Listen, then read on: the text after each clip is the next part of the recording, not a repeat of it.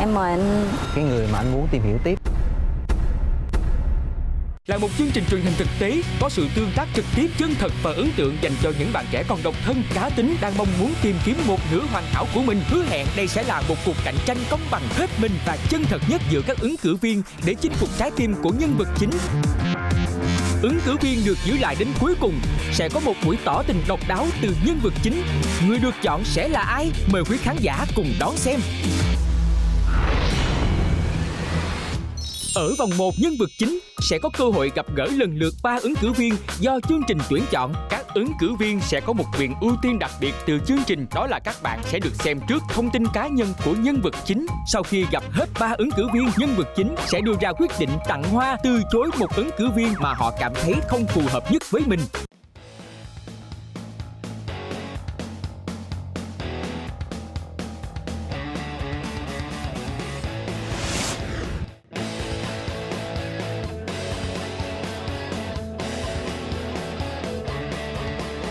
Cô gái đặc biệt ngày hôm nay chính là Lê Thị Trúc Mai, 27 tuổi, chuyên viên nhân sự, 2 mối tình. Ngoài ra còn là một dancer tự do, một cô nàng cá tính, hài hước, thích đi phượt đó đây.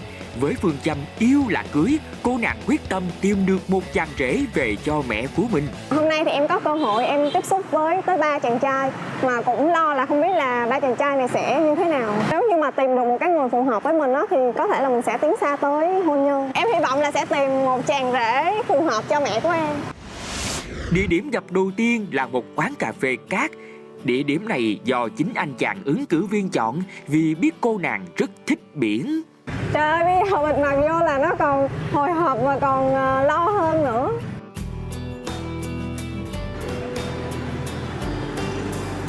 Chào em. Dạ, em chào anh. Mình đi vào trong nha. Dạ. Trần Thiên Ân, 28 tuổi, trưởng phòng môi trường nhà máy thuốc bảo vệ thực vật, 2 mối tình. Một anh chàng khá hài hước, tự tin, thích hip hop và yêu văn thơ. Em rất là ấn tượng.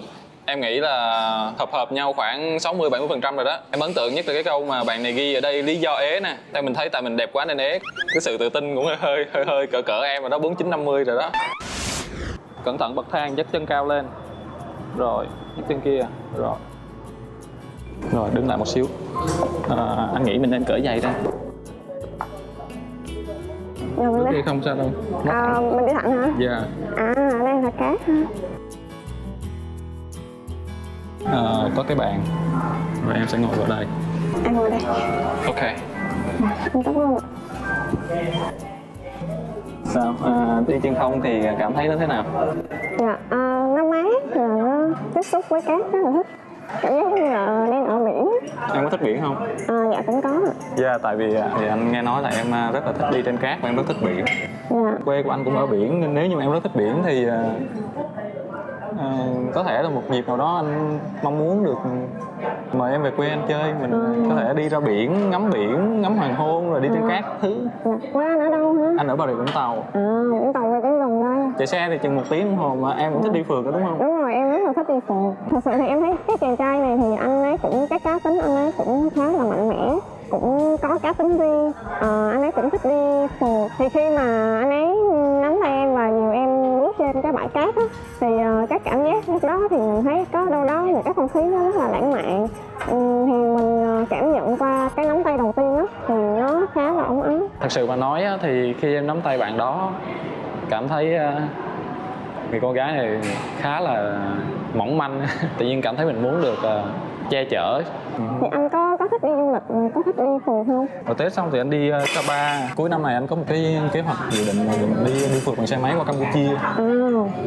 Nếu như mà em có hứng thú thì anh hy vọng tới lúc đó mình có thể sắp xếp đi với nhau qua đó cho biết. Dạ, thì em hy vọng mình cũng có cái cơ hội đó.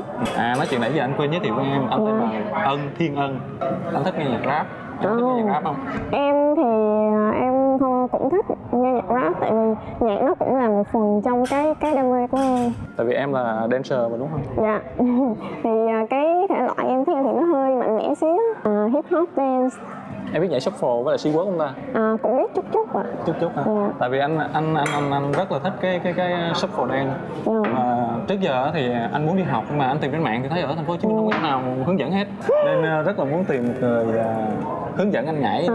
Nếu như mà em biết nhảy thì Ok, hướng dẫn anh nhảy quá tốt luôn. dạ em nghĩ nếu có cơ hội thì ok thôi. Nếu như mà anh thật sự thích nó và anh muốn tìm hiểu nó, anh thì xem profile của em á thì anh có nghĩa là anh sẽ biết khá là nhiều thông tin của em rồi. Nhưng mà em thì bây giờ em bị che mặt, em không thấy gì về anh hết. Thì hiện anh đang làm công việc gì hết? Anh làm trưởng phòng quản lý về cái mảng môi trường cho một cái công ty, một cái nhà máy. Có nghĩa là cái công việc của anh nó có nghĩa là làm sao cho một cái công ty, cái nhà máy đó nó đừng có làm ô nhiễm môi trường.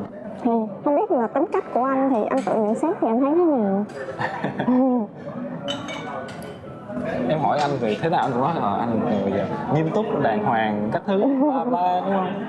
Thôi bây giờ em gọi là bạn bè của anh cảm nhận về anh đi, nhưng mà anh nói chân thật cho em biết nha. Tụi nó nói anh là đứa uy tín, hết lòng với bạn bè.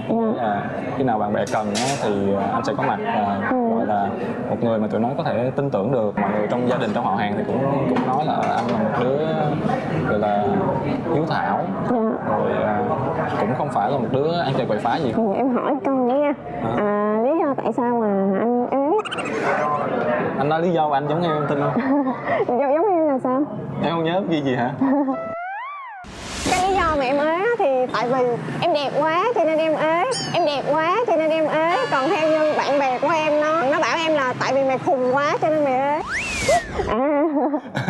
Trời ơi, cũng tự tin tính vậy luôn. Em có biết khi anh nói với bạn anh nó hỏi sao mày ế lâu vậy? Tao nghĩ là tao đẹp quá nên tao ế. Cái bạn anh nói kia tao nghĩ là mày hoang tưởng quá nên mày ế. Em sao đẹp quá đi, em sao đẹp quá. Em có nghe người ta nói là tình yêu đâu phải ai cũng may mắn lừa được nhau chưa? Lý do tại sao mà em ế? Em là cũng một người hơi khó tính, hơi kén chọn. Tại vì em thì đòi hỏi cao và quyết tâm là không hạ giá. Cái mẫu con gái anh thích là anh thích những người mà cá tính mạnh mẽ. Em có thể cho anh nắm tay em được không? Tại vì hồi nãy lúc mà dắt em vào thì anh chưa có thời gian để mà cảm nhận được nhiều. Dắt đi thì anh muốn nắm tay em một xíu được không? Dạ. Sau những cuộc trò chuyện ban đầu, anh chàng Thiên Ân đã có những ấn tượng rất tốt với Trúc Mai. Rất là thích bạn đó, cái cách nói chuyện rất là cởi mở, rất là dễ hòa đồng. Nó tương tự với cái tính của em vậy. Mong muốn mình sẽ chinh phục được cô gái này. Em cảm thấy là có khá là nhiều điểm giống em thì nó cũng khoảng là em nghĩ là 70% phù hợp với cái mẫu người mà em đang tìm kiếm. Anh biết là em sẽ còn gặp một vài người nữa. Thì nãy giờ như mình trao đổi với nhau thì anh thấy là mình vẫn có rất là nhiều sự tương đồng trong suy nghĩ, trong cá tính, trong sở thích. Thì anh hy vọng là mình sẽ có được cơ hội để mà tiếp xúc với nhau nhiều hơn. Rồi sau đó là có cơ hội được mời em về quê anh đi dạo biển, đi ngắm hoàng hôn, ngắm bình minh, rồi có cơ hội cùng em đi phượt các thứ mọi nơi. Sau những lời nói nghiêm túc và chân thành, Thiên Ân đã mời Trúc Mai nhảy một điệu nhảy và bao nhiêu điều muốn nói gửi gắm cả vào bài rap mà anh chàng đã chuẩn bị từ trước. Anh có một bài nhạc của một rapper khác chứ không phải anh viết đâu, nhưng mà anh muốn tặng cho em. Yêu trong lặng thinh, chỉ dám nhìn em từ xa. Con đường tình yêu mịt mù, biết bao giờ anh mới lần ra. Hát bâng quơ được mấy lời ca, vì đó là em, người con gái mà trời đã phái làm cho con tim anh lỗi nhịp. Xin em một lần nhìn đến anh, bước đi nhanh làm sao đuổi kịp. Ước khi ta ở thật gần, để tối nào anh cũng được nhìn em ngủ thiếp. Mong em có được giấc mơ đẹp chứ không phải là ác mộng.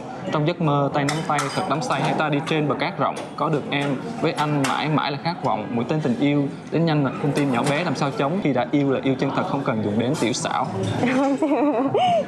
Rồi, cảm ơn em. Anh hy vọng là sau này mình sẽ có cơ hội nhiều hơn để được gặp em và tiếp xúc với em. Ok, cảm ơn anh ạ.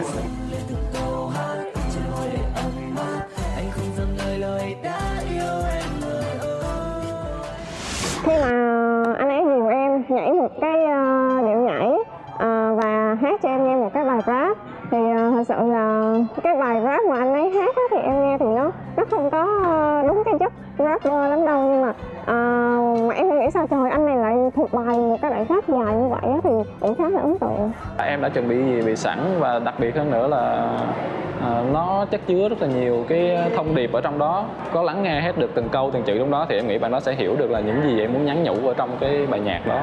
Cái cơ hội để được bạn Mai chọn thì em nghĩ là có khoảng 60-70%. Sau khi chia tay Thiên Ân, mang một chút tiếc nuối, Trúc Mai đang trên đường đến gặp chàng trai thứ hai. Và người đó sẽ là ai đây?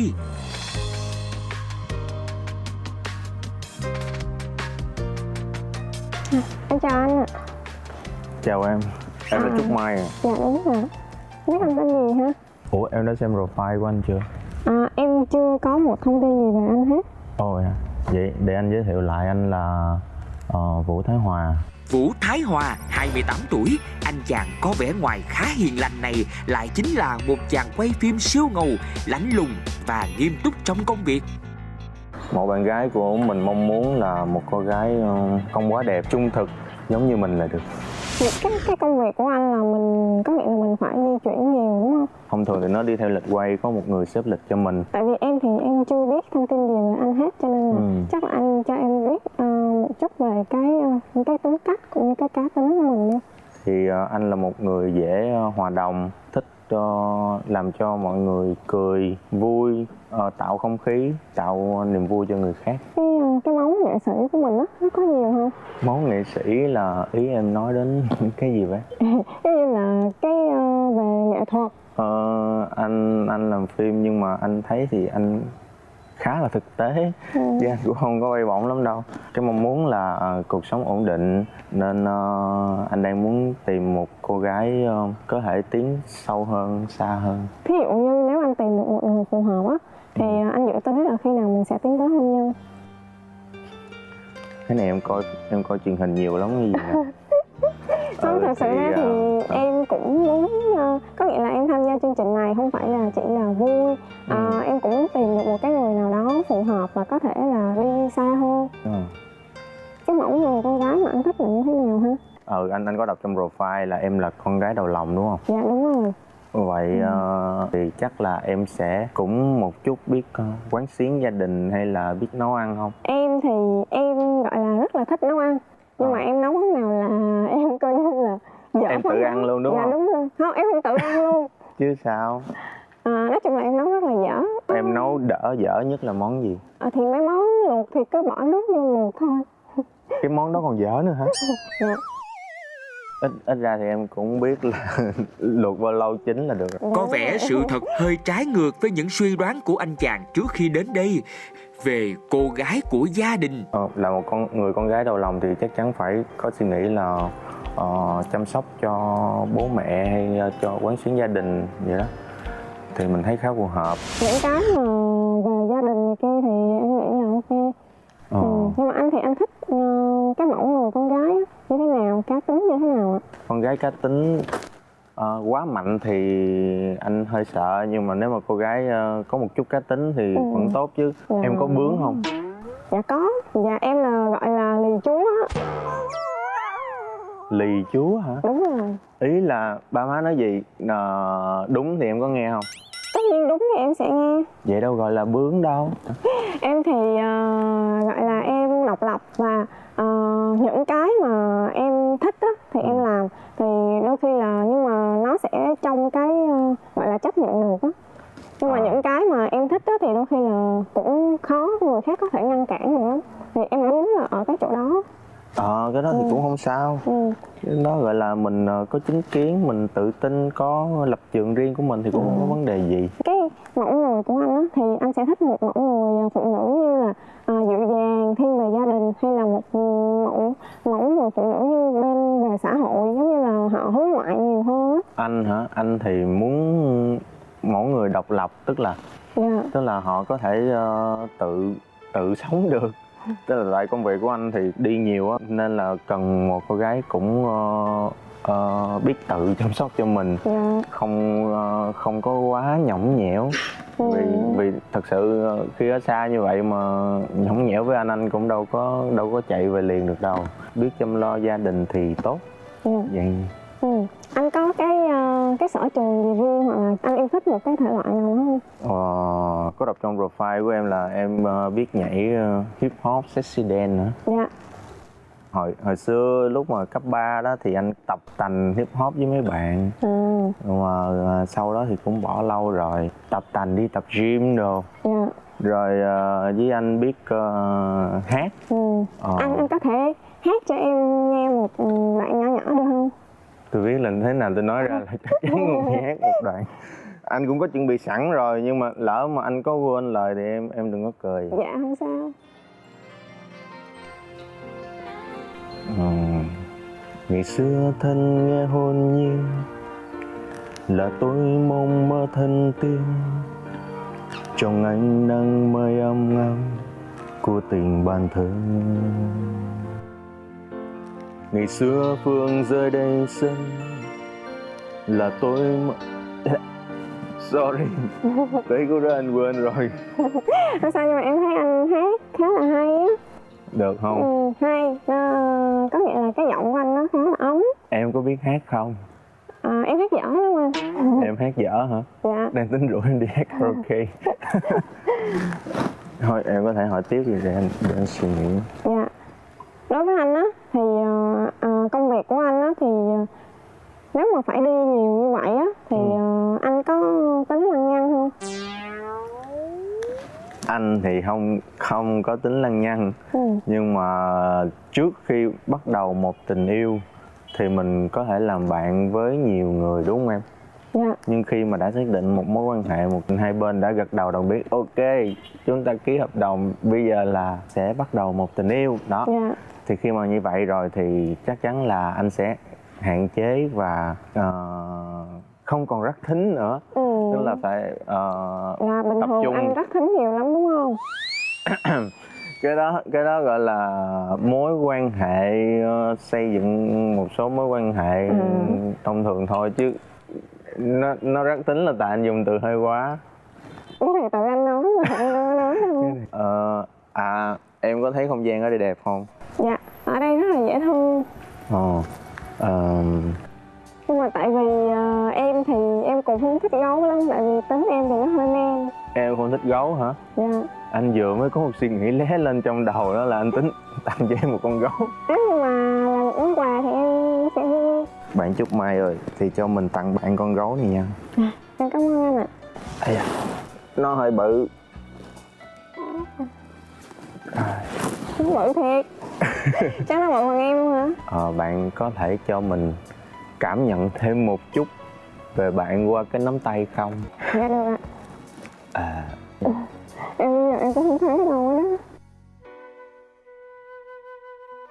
Trời, tay gì mà mềm quá vậy? Sao tay bạn mềm như vậy?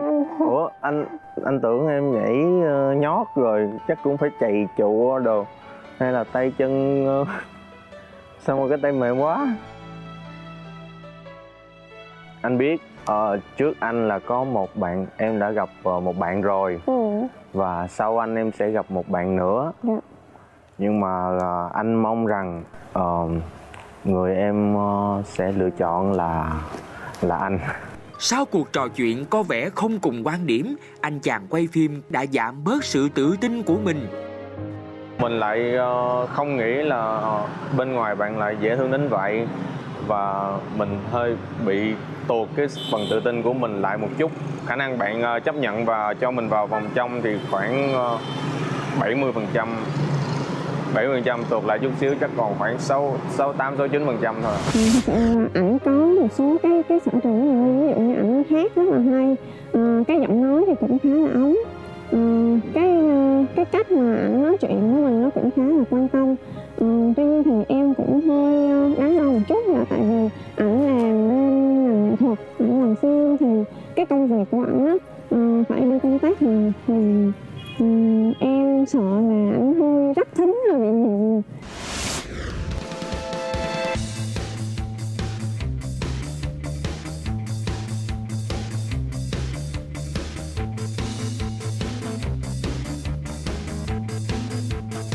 Hai chàng trai đầu là hai thái cực khác biệt, còn chàng trai cuối cùng mang đến cho cô nàng những cảm xúc như thế nào?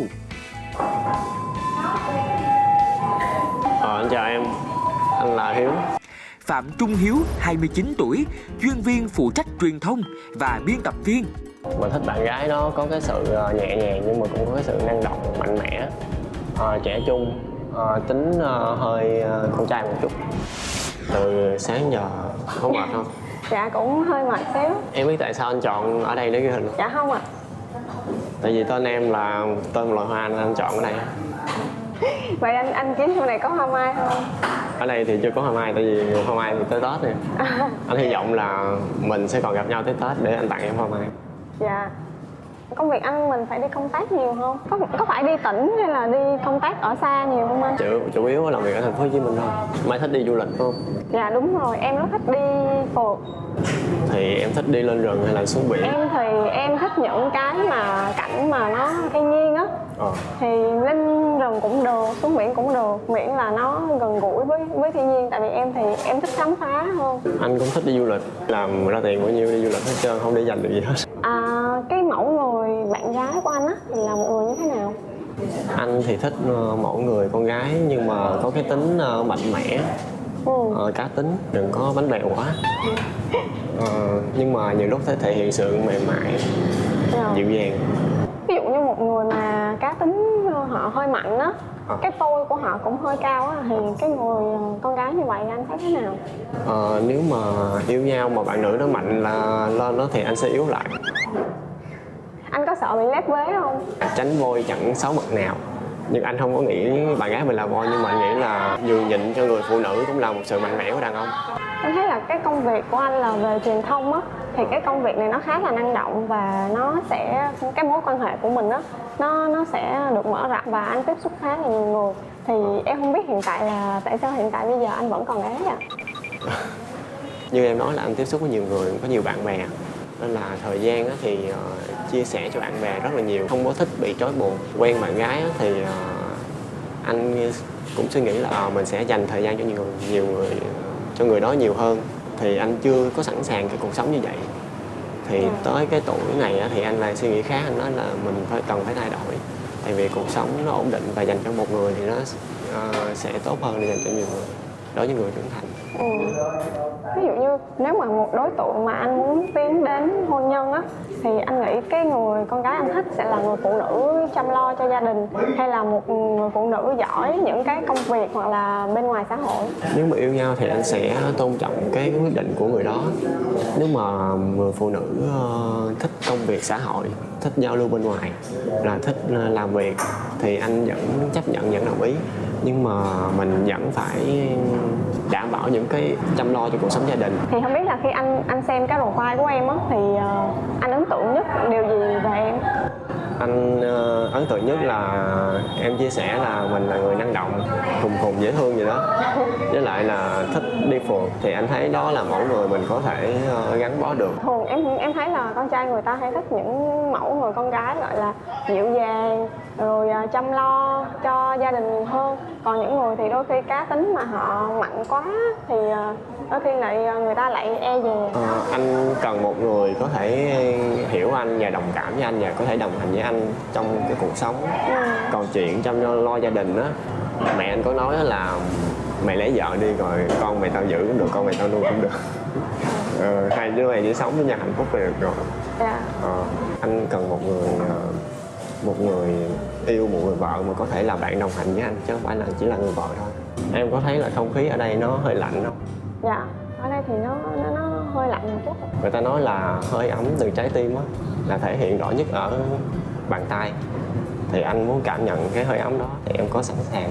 Cảm xúc đến cũng thật tự nhiên, chỉ một lần chạm tay cũng khiến con tim trở nên loạn nhịp với anh chàng vốn tưởng mình khô khan. Đầu chương trình đó thì mình nghĩ là cái nắm tay đó là chỉ thể hiện sự giao lưu giữa hai người với nhau và để cảm nhận lần đầu tiên có sự tiếp xúc. Nhưng mà khi mà nắm tay Mai thì mình thấy rất là xúc động, và mình tưởng tượng là cái nắm tay đó nó sẽ lâu dài và hai đứa có thể cùng nắm tay ra để đi được những chặng đường xa hơn trong cuộc sống. Mình rất là hy vọng vào cuộc hẹn này. Anh hy vọng là anh nắm bàn tay em đó thì anh sẽ có thể là dẫn em đi đến những nơi mà trước em đã đi mà chỉ có mình anh thôi. Em hy vọng, anh hy vọng là em sẽ hiểu điều đó và sẽ lựa chọn anh. Anh cảm ơn em. Dạ, cảm ơn anh ạ. Em chờ anh chút xíu nha. Dạ. Trái với vẻ ngoài điềm đạm, anh chàng là một người hoạt bát và hơi nghệ sĩ. Thì người ta nói á, vòng hoa á, đối với người con trai là vòng nguyệt quế để thể hiện sự chiến thắng. Còn đối với người con gái á, thì nó là một cái vương miện để khẳng định cái sắc đẹp và cái tài năng của người con gái đó. Thì anh muốn tặng cái vòng hoa này cho em, như là để thể hiện cái sự chiến thắng của anh trong cuộc chơi này, cũng như là cái sắc đẹp và cái tài năng của em trong lòng anh. Em cảm ơn ạ.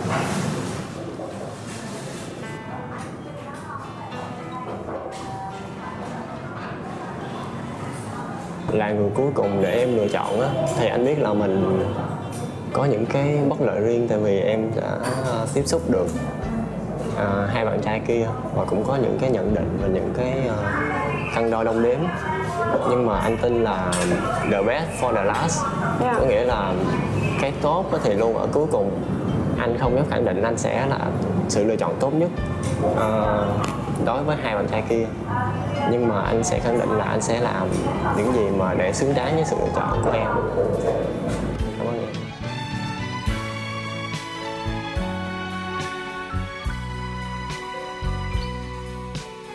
Sau khi gặp gỡ Mai thì hiện giờ cảm xúc của mình vẫn còn rất là đong đầy. Bạn ấy rất là đặc biệt, tại vì khi gặp thì bạn ấy hỏi mình rất là nhiều và rất là chủ động. Là mình cảm thấy đây là một người con gái mà mình đang tìm. Ở vòng 1 nhân vật chính sẽ có cơ hội gặp gỡ lần lượt 3 ứng cử viên do chương trình tuyển chọn. Các ứng cử viên sẽ có một quyền ưu tiên đặc biệt từ chương trình, đó là các bạn sẽ được xem trước thông tin cá nhân của nhân vật chính. Sau khi gặp hết 3 ứng cử viên, nhân vật chính sẽ đưa ra quyết định tặng hoa, từ chối một ứng cử viên mà họ cảm thấy không phù hợp nhất với mình. Sau thời gian nói chuyện và tiếp xúc với 3 chàng trai thì đến bây giờ thì em phải đưa ra cái quyết định của mình rồi. Thì thật sự bây giờ cái quyết định này em cảm thấy là nó hơi khó khăn một chút. Ở chàng trai số 1 thì anh ấy là một người khá là năng động, khá là chủ động, có chung những cái sở thích với em, như là cũng thích những cái thiên về nghệ thuật, về âm nhạc, nhảy múa, cũng thích là đi du lịch, đi phượt. Chàng trai số 2 thì anh này thì anh thì hơi rụt rè, hơi nhát một chút, nhưng mà ở đâu đó ở ảnh em thấy có một cái sự dễ thương, một sự chân thành, và cái suy nghĩ của ảnh, cái định hướng của ảnh thì cũng là muốn tìm hiểu một cái mối quan hệ lâu dài á. Chàng trai cuối cùng thì em ấn tượng bởi cái khả năng ăn nói của ảnh, tại vì cái việc mà trao đổi này kia thì em thấy cũng nó xuất phát từ cái tâm của ảnh khi mà ảnh nói ra.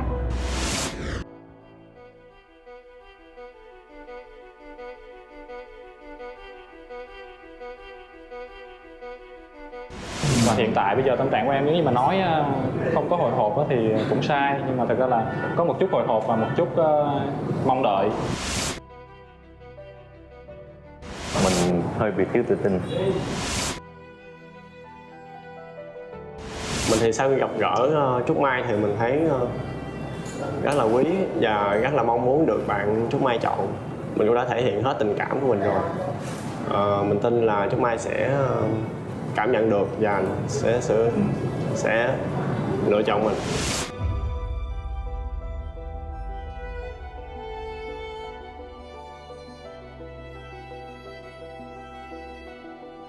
Theo em nghĩ thì người bên phải đầu tiên là chàng trai số 2, người bên trái sẽ là chàng trai số 1 và người ở giữa sẽ là chàng trai số 3.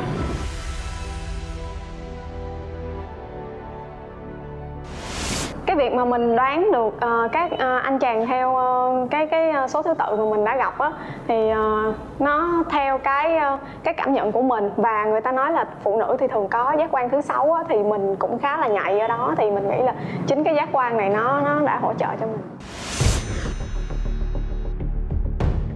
Thì anh hy vọng là mình sẽ có được cơ hội để mà tiếp xúc với nhau nhiều hơn. Sau đó là có cơ hội được mời em về quê anh đi dạo biển, đi ngắm hoàng hôn, ngắm rồi có cơ hội cùng em đi phượt các thứ mọi nơi. Chúng ta ký hợp đồng bây giờ là sẽ bắt đầu một tình yêu đó. Thì khi mà như vậy rồi thì chắc chắn là anh sẽ hạn chế và không còn rất thính nữa. Anh tin là the best for the last. Có nghĩa là cái tốt thì luôn ở cuối cùng. Vậy cho em gặp chàng trai số 3 đi ạ.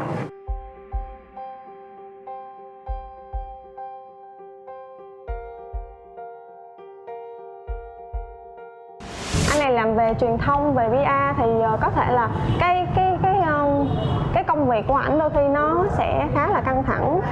Cái thời gian của ảnh em sợ là dành cho em sẽ không nhiều. Còn chàng trai số 1 ở đâu ạ?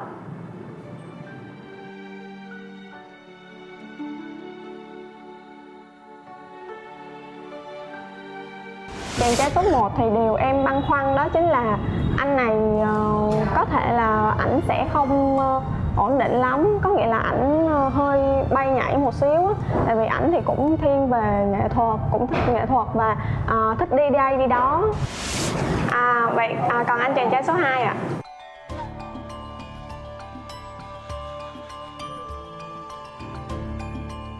Ở anh này thì khá là chín chắn cái suy nghĩ của ảnh.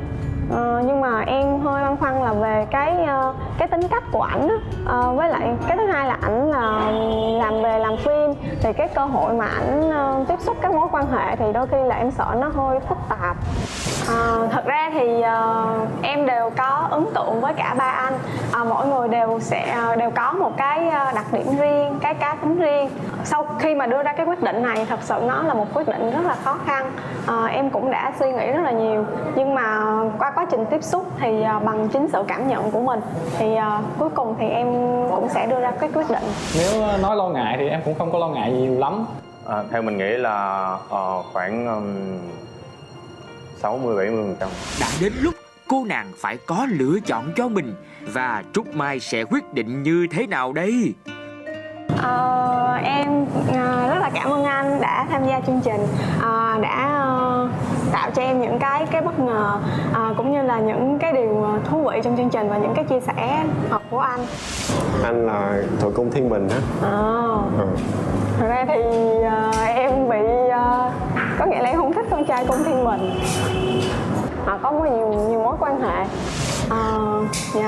Nhưng mà thật sự thì em cũng rất tiếc là rất là xin lỗi, cũng là rất là tiếc em không chọn anh ở đây. Tại vì mỗi người thì đều có mỗi cái cá tính, nhưng mà cuối cùng thì mình cũng phải đưa ra quyết định thôi. Thì cái quyết định của em là mình sẽ loại chàng trai số 2. Chúc em sẽ tìm được người phù hợp trong chương trình này. Thật sự với anh thì có khá là nhiều ưu điểm. Anh hát rất là hay, những cái suy nghĩ của anh cũng khá là chín chắn.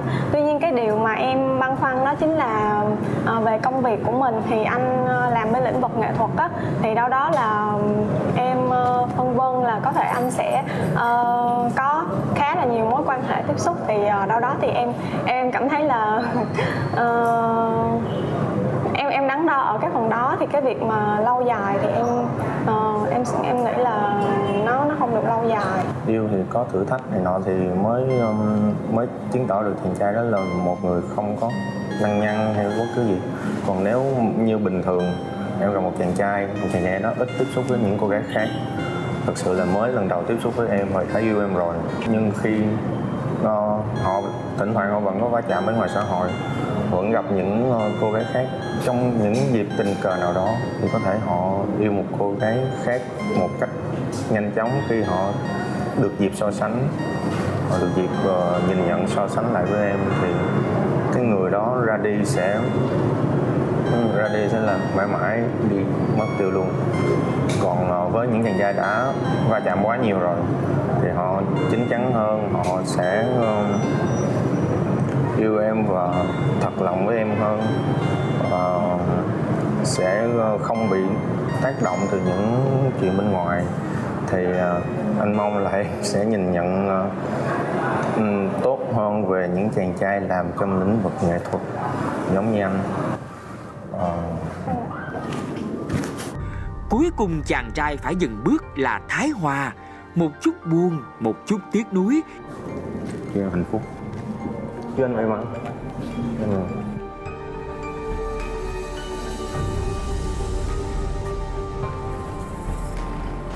Cũng cảm thấy rất là tiếc, và khi nhìn cái vẻ của anh cũng khá là buồn thì mình cũng thấy là hơi có lỗi. Tuy nhiên thì em nghĩ là cái quyết định này của em thì nó xuất phát từ những chính cái cảm nhận và chính cái trái tim của em mách bảo, thì em nghĩ đây là một cái quyết định rất là đúng đắn.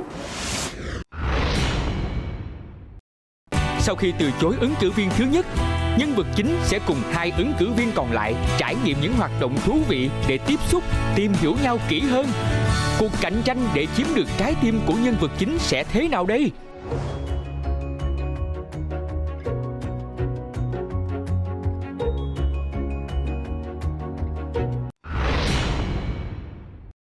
Như vậy, cuộc đua đến trái tim của Trúc Mai chỉ còn hai chàng trai, Thiên Ân và Trung Hiếu. Liệu họ sẽ làm như thế nào để có thể chinh phục cô nàng cá tính đáng yêu nhưng cũng vô cùng sâu sắc này đây?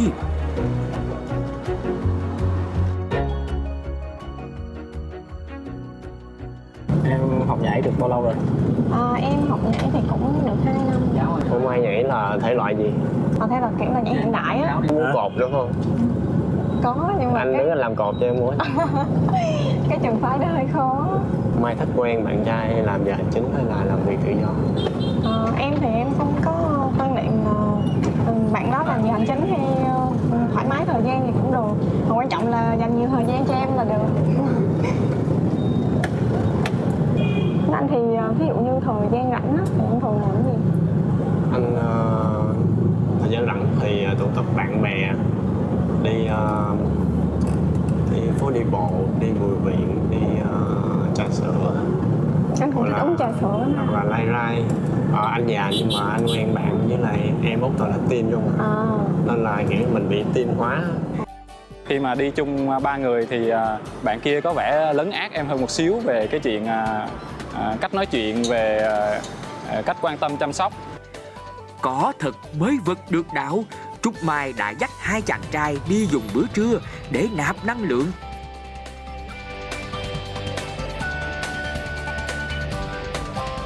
Anh đói bụng chưa? Đói chứ. Đi sáng giờ thì cũng mệt ha, chắc là mình ăn trưa xong rồi mình sẽ có những cái hoạt động tiếp theo nha. Mọi người ngồi giữa là trả tiền phải không?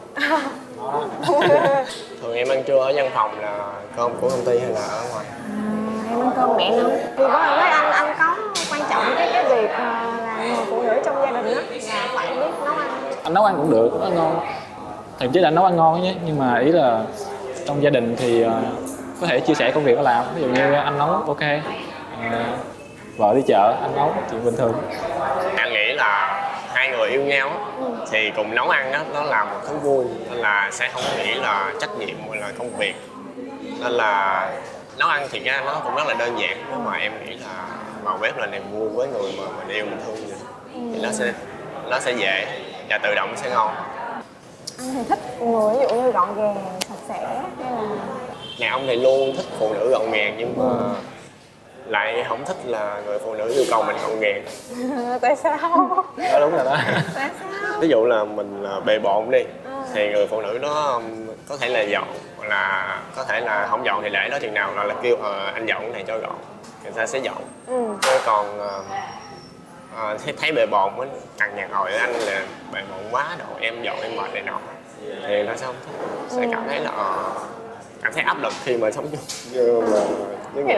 Anh không thích người cằn nhằn, nhưng mà khi người ta nói thì anh có thực hiện mấy cái đó không? Nói đúng thì sẽ nghe, nhưng mà nói như vậy cái kiểu là vui vẻ hoặc là nhẹ nhàng.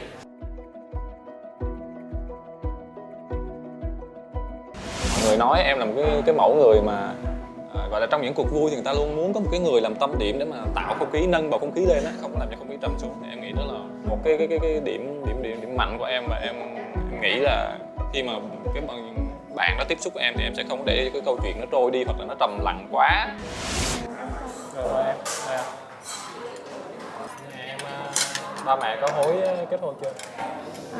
Thật ra thì hối cũng nhiều, mà hối riết thì bây giờ là sẽ không hối nữa. Hai có anh nào thích chơi thể thao? Thể thao môn nào không biết, không có môn nào chơi giỏi.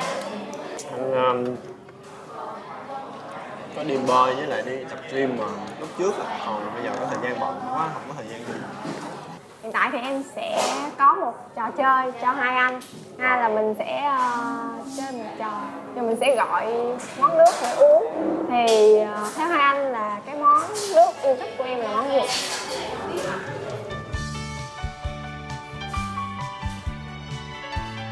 Nước cam. Anh sẽ dạy gọi nước món mình chọn nha.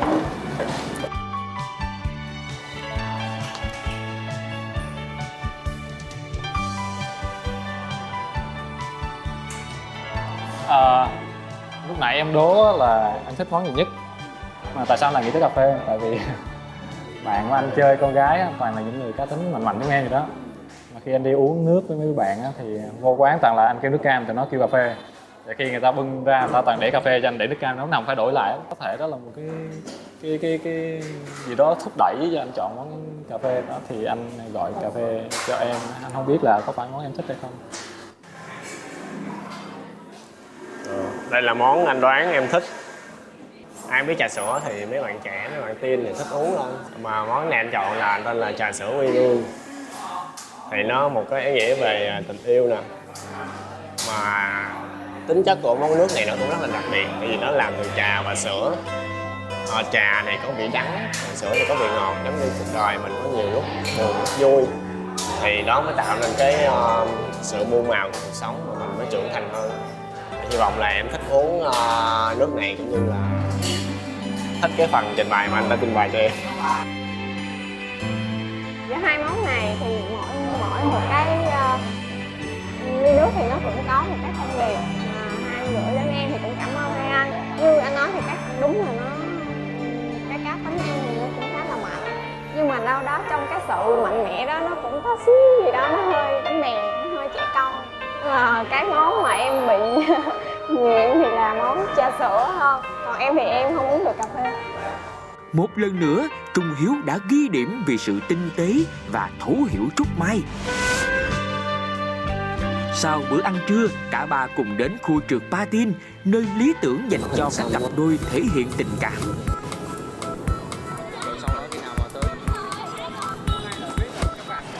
Chào chị. Hai chị.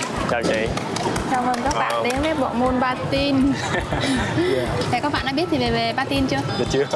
Nó nói về nghệ thuật thì nó rất là đẹp, là môi trường tốt là để có cặp đôi á yêu nhau tới đây chơi giải trí cũng rất là lãng mạn. Dạ, hướng dẫn. Giữa này nó có cái gì ở giữa này ta? Người cúi xuống, đầu gối cong xuống. Đúng rồi. Bạn nào đi được thì cứ đi tiếp nha, để làm quen với đôi giày đi nha. Đúng rồi, không sao, cứ bình tĩnh, không sao. Rồi, hai chân để vào nhau, rồi bước từng bước lên. Được không em? Đời rất là cắt. Mai ơi, chờ anh Mai ơi. Ai? Chơi là không có khóc nha. Này.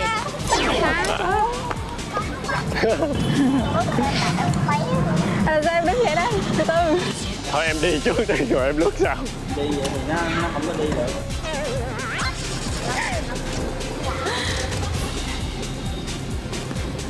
Nói chung là hôm nay là một cô gái đi với hai chàng trai. Vậy bây giờ sau một hồi làm quen với lại sân chơi rồi đúng không? Bây giờ bạn nữ có thể chọn ra một chàng trai mà mình cảm thấy là mình yêu mến hay mình thích rồi đó, dẫn nhau đi một vòng. Thì hiện em sẽ chọn người đi chung với em, thì em chọn. Lần này, người được chọn lại là Trung Hiếu. Cho anh cái bên đi. Em sợ đó, hồi em dắt anh đi quá chứ. Anh đừng té nha. Bữa nay học cách té rồi em sợ gì nữa. Em chỉ sợ bập người. Bạn chơi này bạn là một người ngọt ngào hơn em, quan tâm hơn em. cần phải cố gắng nhiều hơn để mà vượt lên dẫn trước bạn đó, ăn lại điểm. Em có nghĩ là Qua đó chứ mình không canh thì mình không chịu. chuyện gì làm một mình khó, làm hai người sẽ dễ hơn không? Không, tùy chuyện á. Được.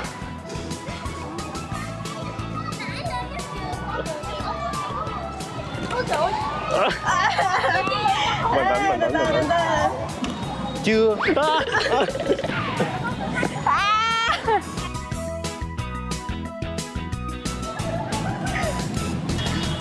Không phải là cố tình té để được ôm ấy chứ. Ông cố tình. Sau bao lần làm người ngoài cuộc, cuối cùng Thiên Ân cũng có được cơ hội thể hiện với người đẹp. Hồi nãy té mấy lần? Lần này phát huy 2 lần nha. Giờ anh muốn té mấy lần? Tranh thủ té nha. Em thôi, em muốn té mấy lần? Em không té rồi đó. Nắm tay em đi tập món này. Thực ra là dành nhiều tâm trí cho cái việc sợ té. Bây giờ trong đầu anh là chỉ có sợ té thôi đúng không? Đúng rồi. Để không còn nhớ gì nữa. Đúng rồi. Anh Ân á thì em thấy là mình có cảm giác là an toàn hơn. Thì tại vì anh Ân thì dìu em nhiều hơn, còn đi với anh Hiếu thì bị té nhiều hơn. Nhưng mà cũng có một cái số điểm khi té thì nó cũng có một cái điều rất là vui. Em thấy bạn trai kia đi giỏi hơn. Nhưng mà em nghĩ đây là cuộc chơi thôi nên là nó cũng không ảnh hưởng gì. Để khẳng định tình cảm của hai chàng trai đối với mình, Trúc Mai đã đưa ra thử thách cuối cùng trước khi quyết định lựa chọn. Em đưa anh ra đây có gì không muốn nói không? Hiện tại thì bây giờ là gần đến vòng cuối rồi. Và cái trải nghiệm hồi sáng đến giờ thì em nghĩ nó vẫn còn thiếu cái gì đó. Thì em cũng muốn là hai anh hãy bộc lộ hết bản thân mình, xem là có cái tài năng nào đó nó thật sự là nó thu hút em hay không. Thì hiện em sẽ có một cái bài mình sẽ nhảy ha. Thì anh biết anh thích hip hop dance không? Có thích mà không có biết.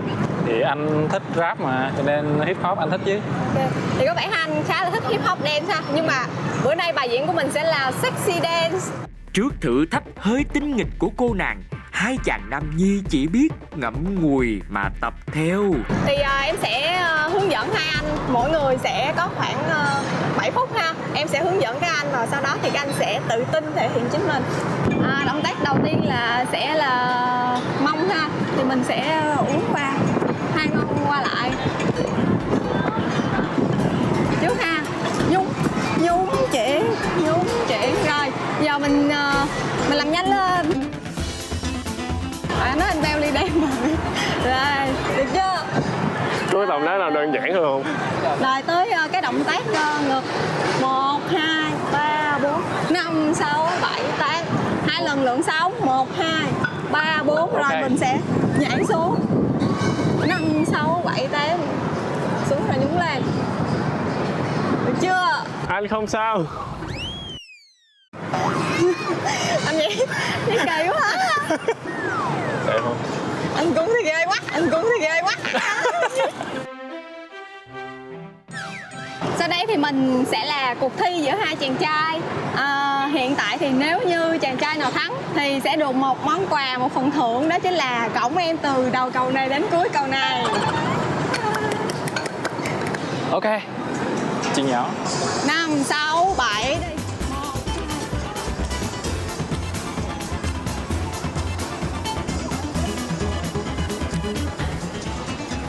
Có vẻ Thiên Ân đã tìm ra lợi thế của mình trước đối thủ, đó là dẻo dai hơn.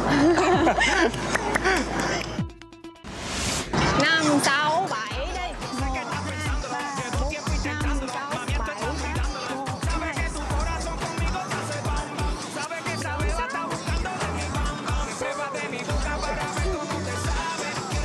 Hai anh đã cố gắng hết sức. Thì hiện tại cái phần thắng nó sẽ nghiêng về anh Ân. Tại vì anh Ân nhảy đúng nhịp và đúng động tác nhiều hơn. Anh cũng công nhận điều đó. Em thì thực sự thích Mai rồi, nhưng mà cái sau thử thách thì mình thua thì mình phải tôn trọng cái luật chơi. Mình ăn không anh? Sao quả chứ? Vậy em muốn anh trả lời sao? Muốn trả lời thật lòng hay là giả dối? Nhiều khi để em biết được em xuống không quăng xuống cầu nữa mà đúng không? Xưa giờ có được ai cõng vậy chưa? Có chưa ta? Có ba em cõng. Ngoài ra chưa có ai cõng nào. Hình Ồ. Vậy là hôm nay anh được cái diễm phúc đó đúng không? Khi thấy bạn kia được cõng Mai thì mình cũng thấy hơi buồn một chút. Dạ, thực ra thì mệt với anh, nhưng mà cảm thấy xứng đáng. Mệt thêm vài lần nữa cũng được. khi mà anh Ân thắng cái thử thách nhảy và ảnh cõng em một vòng thì thật sự thì giống như cái cảm giác của em nó vừa hồi hộp và nó cũng có cái gì đó lạ lạ lắm.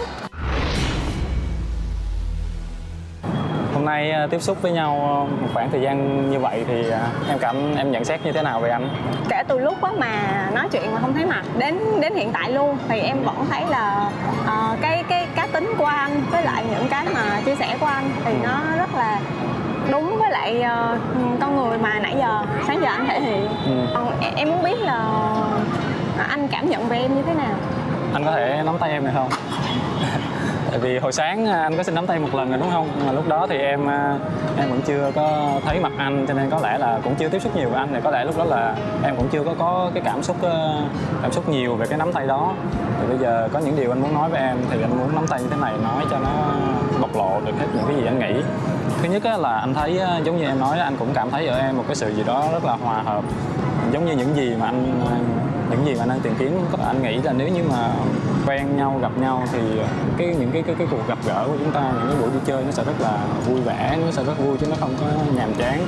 Thì thật sự em cũng thấy là anh không có giỏi về cách ngọt ngào bày tỏ tình cảm qua cái lời nói, nhưng mà cái cách thể hiện tình cảm của anh được qua những cái cử chỉ nhỏ thôi. Thì thật ra năng khiếu của anh thì anh nghĩ cũng có nhiều chút lặt vặt, chắc là anh cũng chỉ thể hiện được với em về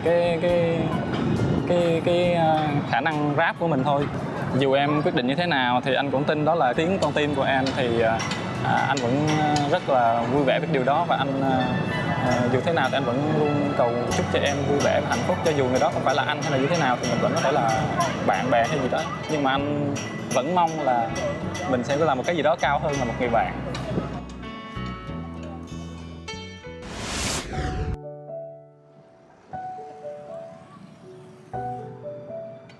Thì mình có một phần là thể hiện tài năng trước khi mà anh quyết định. Đầu óc anh nó cũng bối rối nên anh không làm khác nữa, mà anh sẽ đọc cho em một bài thơ.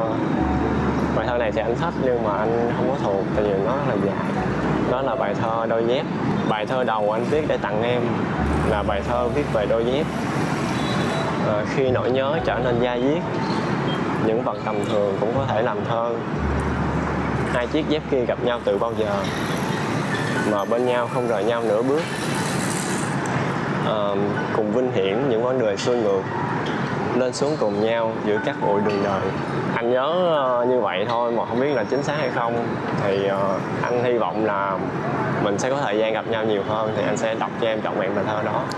Từ sáng tới giờ thì trải qua nhiều cảm xúc, thì thật sự thì em cảm thấy là về tính cách của anh hoặc là về những cái mà anh thể hiện những cái cử chỉ nhỏ thôi. Đặc biệt thì cũng có nhiều cái sở thích, những cái tính cách thì cũng khá là phù hợp với lại cái mẫu người mà em đang tìm.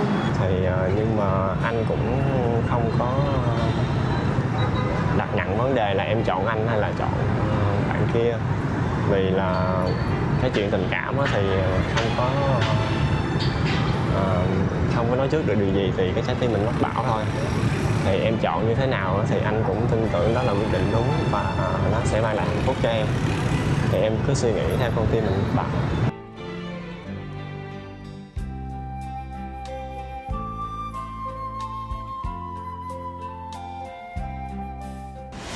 Bây giờ là đến giai đoạn cuối cùng rồi, thì trước khi bạn Mai quyết định thì em cũng nghĩ là thời gian qua là đủ để mà Mai để cảm nhận được cũng như là cảm thấy được tình cảm của em. Thì em tin là Mai sẽ có lựa chọn đúng đắn. Em tự tin là 50% mà. Tại vì em thấy bạn Ân không có thể hiện nhiều nhưng mà bạn có cái sự chân thành Nếu mà Mai mà cảm nhận được là thì Mai cũng sẽ có cái sự cân đo đong đếm chứ không có hẳn là nghiêng hẳn về em. Trước khi mà nói chuyện với Mai á, thì cái sự tự tin của em nó không nhiều lắm. Từ hồi sáng từ sự tự tin từ 60-70% thì hồi nãy chắc còn dưới nửa, khoảng 40% thôi. Nhưng mà sau khi nói chuyện với Mai xong thì em thấy nó nhích lên được xíu. Tỷ lệ của em chắc cũng cao á, chắc khoảng đâu đó 60% á. Thật ra em với bạn chơi này thì hai người là hai cái tính cách khác nhau, hai cách thể hiện tình cảm khác nhau. Qua những gì em trao đổi với Mai thì em cũng nghĩ là bạn Mai sẽ nghiêng về cái mô típ người giống như em hơn. Đã đến lúc là em phải đưa ra cái quyết định của mình rồi. Thì thật sự hiện tại thì theo như những trải nghiệm sáng giờ thì cảm xúc của em cũng đã cho em được cái quyết định cuối cùng.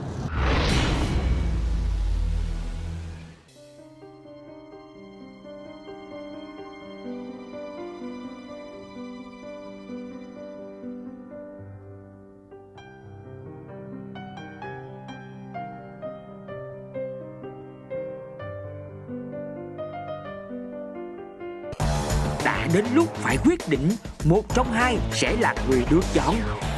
Liệu ai sẽ là người chiến thắng trong cuộc chiến giành trái tim của Trúc Mai? Bây giờ là lúc là em sẽ đưa ra quyết định của mình. Anh Hiếu, anh quay lại. Anh hy vọng là anh nắm bàn tay em đó thì anh sẽ có thể là dẫn em đi đến những nơi mà trước đây anh đã đi mà chỉ có mình anh thôi. Khi mà nắm tay Mai thì mình thấy rất là xúc động và mình tưởng tượng là cái nắm tay đó nó sẽ lâu dài và hai đứa có thể cùng nắm tay ra để đi được những chặng đường xa hơn trong cuộc sống. Mình rất là hy vọng vào cuộc hẹn này. Và anh Ân mời anh quay lại luôn ạ. Em có nghe người ta nói là tình yêu đâu phải ai cũng may mắn lừa được nhau chưa? Anh hy vọng là sau này mình sẽ có cơ hội nhiều hơn để được gặp em và tiếp xúc với em. Thực ra thì mệt với anh, nhưng mà cảm thấy xứng đáng. Mệt thêm vài lần nữa cũng được. Nhưng mà anh vẫn mong là mình sẽ làm một cái gì đó cao hơn là một người bạn. Những yếu tố đó cộng lại không là khẳng định một điều, anh yêu em chắc luôn. Thật sự thì người em sẽ rất là tiếc phải nói xin lỗi anh Ân. Thì thật sự em cũng rất là quý anh với những cái trải nghiệm và cái chia sẻ sáng giờ mà mình đã cùng nhau có những cái hoạt động và những cái cuộc chia sẻ nó nói lên cái tình cảm của mình. Và em cảm thấy là những cái thể hiện của anh nó khá là chân thật và nó khá là chu đáo. Nhưng mà thật sự thì em cảm nhận được nó ở mức độ là dành cho một người bạn. Anh cũng cảm ơn em. Mình đi chơi với nhau thì có lẽ sẽ rất là vui, nói chuyện với nhau sẽ rất là thoải mái. Có lẽ nó thiếu một chút gì đó, gọi là mình thiếu một chút bối rối để thành người yêu của nhau đó. Thiên Ân và Trúc Mai ngay từ đầu đã rất hợp với nhau về sở thích và tính cách, nhưng con tim thật khó lý giải. Đôi khi hợp thôi vẫn chưa đủ mà cần có những sự rung động. Và anh cũng mong là em sẽ tìm được hạnh phúc, sẽ vui vẻ, sẽ tìm được người phù hợp với em, chăm sóc cho em chu đáo hơn. Chào tạm biệt em. Chào tạm biệt. Chúc bạn gông may mắn nha. Chúc mừng Trung Hiếu, chàng trai điềm đạm, cân mẫn góp nhặt những cử chỉ, những sự quan tâm nhỏ nhất mới là người giành được trái tim của cô nàng cá tính Trúc Mai. Trải qua một ngày tìm hiểu và cùng nhau trải qua các thử thách, nhân vật chính sẽ lựa chọn và đưa ra quyết định từ chối người thứ hai. Ứng cử viên cuối cùng được giữ lại sẽ là người được tỏ tình. Mình đã tìm được một cái người phù hợp với mình thì mình sẽ quyết định là mình tỏ tình với chàng trai đó. Hiện tại thì em có chuẩn bị một bài nhảy nho nhỏ. Em sẽ nhảy cùng với những nhóm của những người bạn rất là thân với em. Những thứ em thường em đều đọc không xóa câu nào. Nỗi nhớ anh đã làm em mơ mình hẹn hò đã đi để đón anh chiều anh đi. Dẫu khác nhau đôi đường em anh lưu anh sẽ lãng mạn. Chính điều đã làm em tin tình yêu hai chúng ta trở nên thú vị. Ngày người em luôn tìm kiếm lâu nay em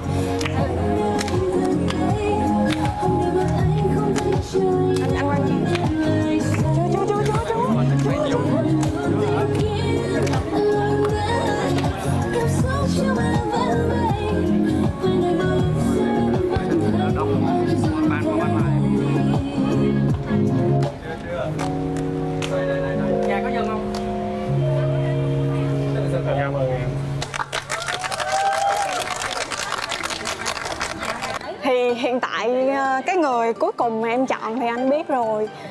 Và cái bài tập này cũng như là cái tình cảm mà em dành cho anh, thì cái bài tập thì bọn em mới tập có mấy tiếng hôm qua thôi, thì thời gian nó khá là gấp, thì cũng mong là anh đón nhận nó như là một món quà từ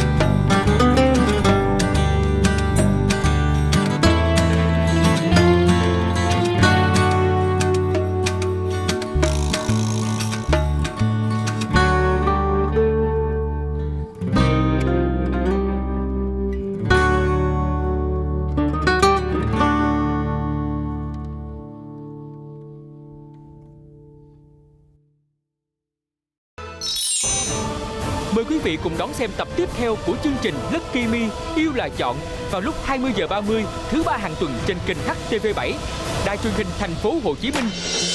Hãy cùng ngước lên, kìa bầu trời kia rực rỡ, yeah, yeah. Từng tháng ngày đã trôi qua, niềm hạnh phúc trong tôi cứ lớn dần thêm. Chỉ cần nụ cười ấy đã làm con tim sao xuyên, mọi thứ dường đứng yên lạc lối trong tình yêu đâu. Hãy gần thật gần bên nhau, nhẹ trao vòng tay, bao ước mơ không còn xa. Hãy vững tin vào chính khát khao này, và hạnh phúc sẽ luôn luôn kề sát bên. Nào cùng chào một ngày mới, đừng nhìn lại về phía sau người ơi. Cầm chặt tay nhau, tình yêu sâu sắc trái tim. Hãy cùng đi đến khắp nơi, dù đường xa có khó chi. Ngày mai thật tươi sáng, vì chúng ta sẽ mãi cùng nhau đi đến chân trời. Thì em rất là yêu âm nhạc. Không biết là anh có nghĩ em là bà già khó tính không ta? Khi mà đi cạnh nhau á thì em thấy mình được giống như là bảo vệ hơn. Mình cũng không biết được là cái cảm giác của chàng trai đó khi mà nói chuyện với mình như thế nào. Mình cảm thấy là mình với bạn nam á khá là hợp với nhau á. Mình nghĩ khả năng của mình sẽ cao hơn.